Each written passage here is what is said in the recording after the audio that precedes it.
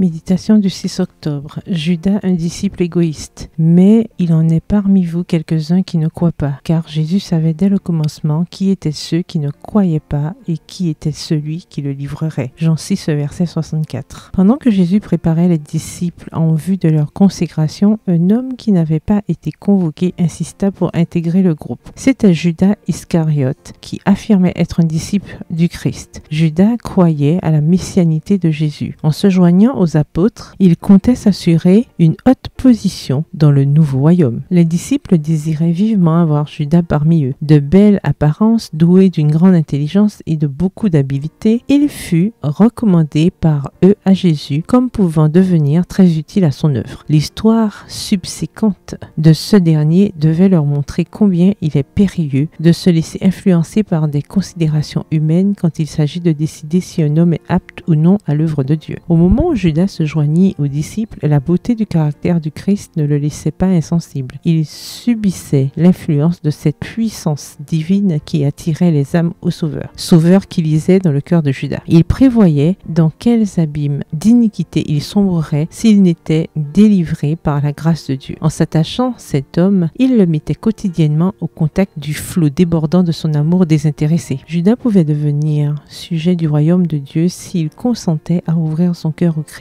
afin de permettre à la grâce divine d'en bannir le démon de l'égoïsme. Dieu prend les hommes tels qu'ils sont et il les façonne pour son service, pourvu qu'ils se soumettent à sa discipline et soient dociles à ses enseignements. Ils ne sont pas choisis parce qu'ils sont parfaits, mais malgré leurs imperfections, afin que, par la connaissance et la mise en pratique de la vérité et par la grâce du Christ, ils soient transformés à son image. Judas eut les mêmes occasions que les autres disciples. Il entendit les mêmes précieuses leçons, mais l'obéissance à la vérité que le Christ exigeait était en opposition avec ses désirs et desseins, et il n'entendait pas renoncer à ses idées afin de recevoir la sagesse du ciel. Texte tiré du livre Jésus-Christ, au chapitre 30, aux pages 252 à 253. Bonne soirée, que l'Éternel vous bénisse.